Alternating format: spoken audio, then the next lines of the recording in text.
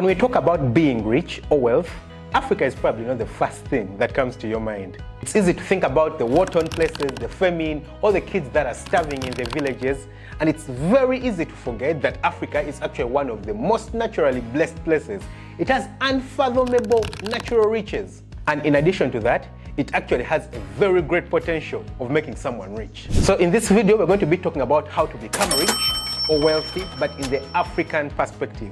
Because a lot of the things that might actually work in, let's say, Europe or the Americas might not be very applicable in the African setting. But first, we need to define wealth. What is wealth? Now, according to the English dictionary, wealth is defined as having a great amount of valuable assets or material possession. But what I even consider a better definition, again according to the English dictionary, is wealth can be defined as prosperity, happiness, well-being. So the idea here is that no two people on earth will define wealth the same way. For one person, they might want to become like Elon Musk, have a lot of money in the bank account, have very huge companies, be talked about all around the world. For another person, wealth is simply having a cabin somewhere in the woods with maybe some land where they can grow their organic crops and they have food for the rest of their life and they are healthy. For them, if they had that, they would be wealthy and very rich. So again, wealth can be defined differently. So if you want to become wealthy, the idea is that you need to look at yourself, set your own financial goals, not based on others, not based on your neighbors, not based on the people who you work with, but your own financial goals, and actually draw up a plan of how to get there. And that aspect of drawing up the plan is actually what we're going to be talking about today. And while it's very possible to actually get rich through winning a lottery, the statistical possibility of that happening is very low. It's almost nothing. And the other thing is that in Uganda, in my country, I don't know of very many big lotteries. You could win a lottery, but I don't think it would take you 10 years. I know that in the United States, for example, the lottery is a big thing. People win it, I think recently there's been a lottery of $1 billion, but that's crazy. Winning $1 billion in a lottery, that's crazy, that's insane. So it's very unlikely that you'll actually win a lottery. So I propose that you actually make a more realistic plan. So if you actually want to build wealth that lasts, here we go. Number one, avoid debt. Now, it's crazy that even before we come up with all the ideas that can get you rich, avoiding debt comes first. Because when you're always and consistently borrowing and always in debt, it's very difficult to actually amass wealth, because you're going to be spending all the money that you're actually earning, paying back interest. Can you imagine interest? Now, don't take me wrongly. Credit can actually be a very good thing. If you have a business and you want to expand, there are a lot of situations where credit can actually be a good thing. But most commonly than not, people actually misuse credit. You'll find that the biggest percentage of people are actually in debt. I know that in the Western world, the biggest percentage of people actually live in debt. I read a statistic a while back that 90% of Americans wouldn't have $1,000 in the bank to get them out of an emergency if they needed it. Can you imagine? 90% of America. This is the craziest, one of the richest countries we ever think about, and 90% of them can't get $1,000 for an emergency.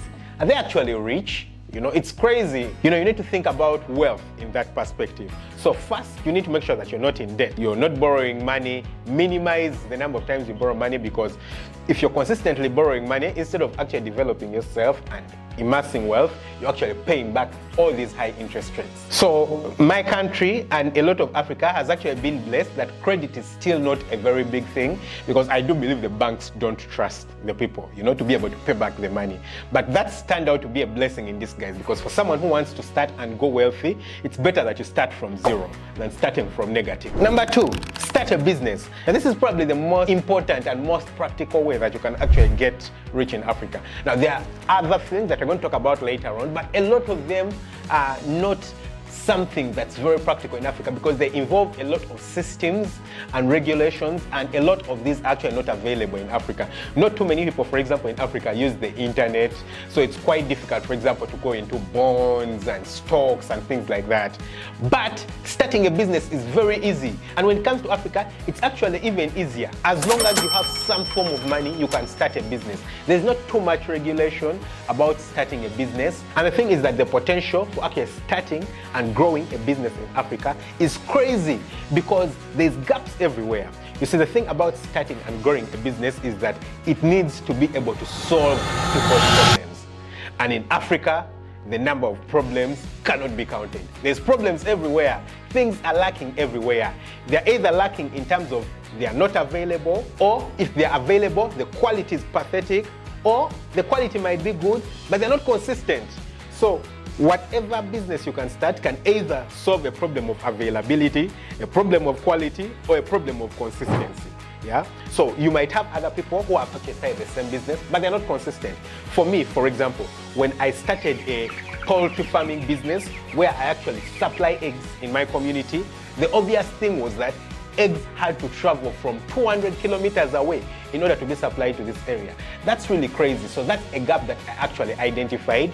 And when I decided to start, guys, I almost always have market in my area. I will always have market because I identified the lack of consistency. The people want eggs, they have to wait for a week, they have to wait for 3 days.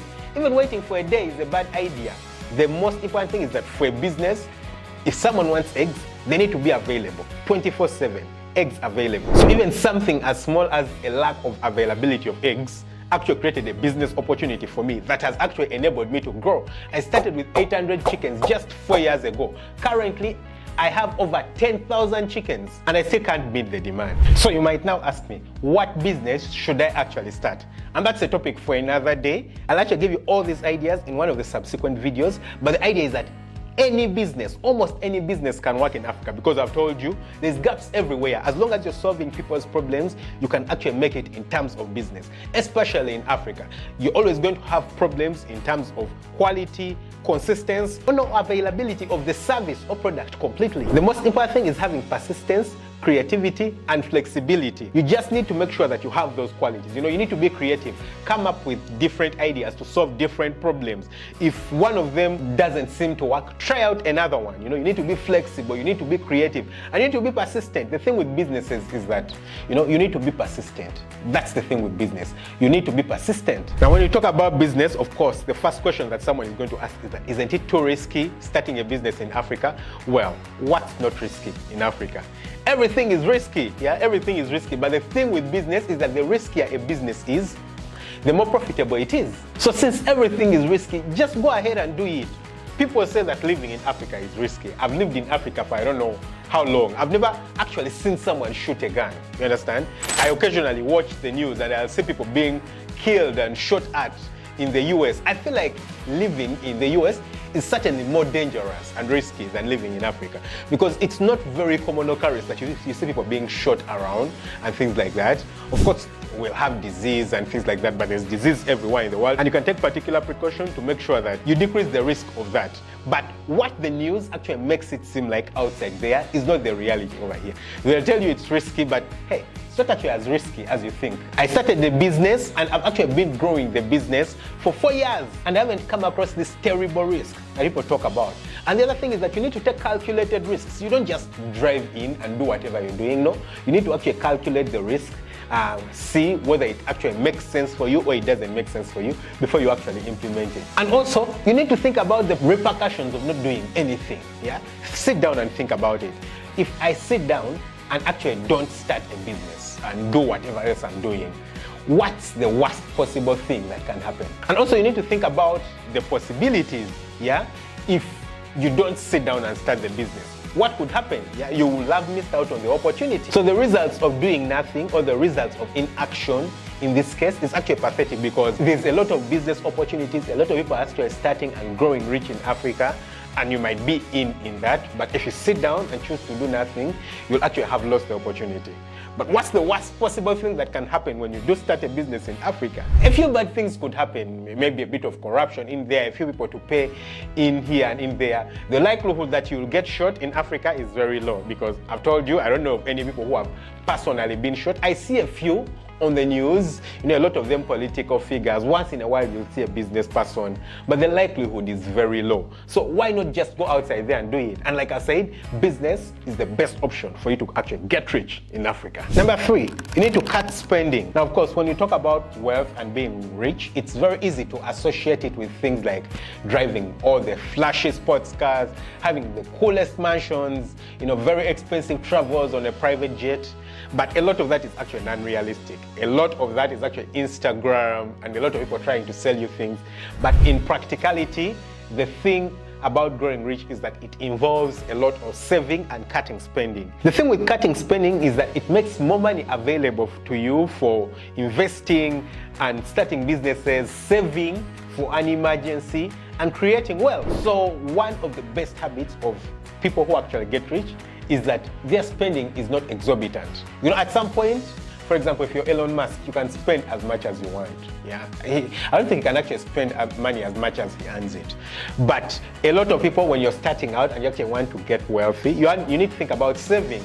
I personally, when I started out and I went the business route, I didn't get a car. I didn't have a car. I started my businesses and my poultry farm without even having a car, because for me it was an expenditure that I didn't think was helpful. Now right now I do need a car and it's important to me to actually grow my wealth, but at that point it wasn't important. Yeah, so considering the point at which you are, there are different things that you might actually need to do that will enable you to become rich. So you need to minimize your spending. The next thing is that you need to consider taxing yourself. You know, taxing yourself simply means that every time you earn money, you get a particular amount of money which you put away to a savings account or a fixed account somewhere that you never ever get to touch until a predetermined date or event occurs. For example, until retirement, or maybe until you decide to build a house, or maybe if you have a medical emergency, something like that. Yeah, that's very important in getting rich, because it simply ensures again that you have money available to you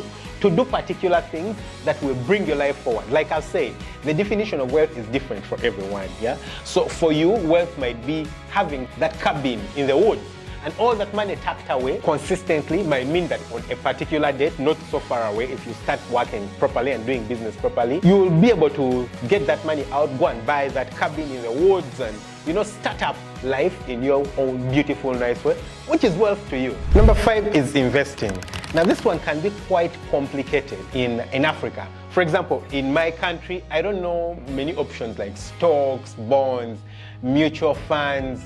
You don't have so many public companies. It's not very transparent if some of these things are actually available. A lot of them are not very transparent. So it's quite difficult for someone to actually trust them and invest in them. But there is a few of them that are actually available and actually an option.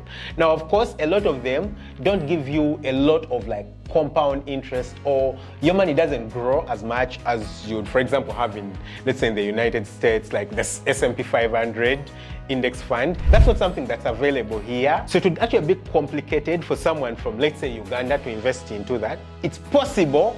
I've read about different possibilities of it happening. I haven't done it, but I know that it's possible. It's something that I'm going to actually explore in the future, but I know that it's possible. There's a few companies that offer stocks, so it's very possible to actually do investments in a lot of these companies. Again, you need to take it with a pinch of salt. You need to do your background checks very well, do a lot of, information finding before you actually invest in such options, because a lot of them are actually scams in Africa. A lot of them are schemes. They can steal your money. So you need to be very careful while investing into this. But this is actually an option. It's not something that's off the table. The easier option when it comes to investing, though, in Africa would be real estate, because this is crazy. It's growing really quickly. You see, the thing about real estate is that the main thing that affects the prices is supply and demand. And there is not too much real estate in Africa, and the population in Africa is growing so exponentially. It's so exponential, it's crazy, like really, really quickly. Populations are doubling in a short time, populations are tripling in a short time. And so that means that the possibility of you growing rich through real estate, building real estate, building houses, is very, very high. So Africa is actually one of the best places you can actually invest in terms of real estate at the moment, because right now it's actually nothing. It's going to become really exponential and crazy and big in the next few years. So if you're an African, you're in Africa, you're somewhere in the diaspora, you want to get back to Africa and invest, real estate is a very lovely and tempting option. Number 7 is you need to diversify your portfolio. The people who have been investing in cryptocurrency over the past few years can actually give testimony to this. Cryptocurrency thing has properly crashed right now. And if you had only put your money in cryptocurrency, I'm sure you're weeping. Properly weeping. So you need to think about different kinds of funds. It's okay to maybe go cryptocurrency. I've personally not done it, so I don't know if I would advise you to do it. I'm not an expert at it. I wouldn't tell you to do it. You need to do your background checks very well, but try out different businesses, try out maybe real estate, diversify your portfolio so that in case one industry crashes, you actually have very many other alternatives that you can actually pick money from. Then you need to follow through with your plan. 1 month or 1 year is certainly not enough to enable you grow wealthy or get rich. It's possible that you could get wealthy and rich in a really short time, but it's very unlikely. Did you know that only 5% of businesses survive their first 10 years? And after that, of those that have survived, again, only 5% will survive the next 5 years. That means the likelihood that a business will fail is very high. Now, there are a lot of factors that can contribute to that, and one of them is because people don't do their background checks, people just rush to do businesses. But that shows that in order for you to succeed in business, you actually need to be consistent. You need to be persistent. You don't just give up because the markets are changing and things are appearing to be complicated. I personally have been doing poultry business, for example, for only 4 years, well, 4.5 years, it's coming to 5 years. So that means that even I consider myself as a short-term business person. When it comes to business, long-term goals, we consider them to be 5 years and over. Short-term goals, less than 5 years. I have my long-term goals in business, but I haven't even done business for 5 years when it comes to poultry farming. So you need to be persistent, you need to be willing to stay in it, even when it starts going a bit complicated and hard. But it's actually very possible for you to make it big and get wealthy. So you need to remain, stay in, don't give up. And finally, you need to avoid the schemes. If you want to get rich, you need to avoid the schemes. In Africa, there's a lot of schemes. When someone comes and tells you about a possibility or an investment where you're going to invest and there's no possibility of you losing money, run away. Run away. Because in businesses, there's always be possibilities of you losing money, and that one is most likely a scheme. If they are promising you heaven on earth, it's most likely a scheme. If they're telling you they're going to quadruple your money in 1 year, the likelihood is very low unless you're doing the business yourself. If you're doing business yourself, you can quadruple times 10 your own money in just a year. But if you're investing somewhere, putting your money somewhere, your hard-earned money that you've worked for 5 years, 10 years, and then someone tells you that in 1 year they're going to quadruple it, it's very unlikely. That's most likely a scheme, and I would advise you to run away from it. So if you've liked this video, I think you'll like this one too. Click right here so that you will see a video where I share how YouTube actually changed my life. Catch you very soon with another video. Bye-bye.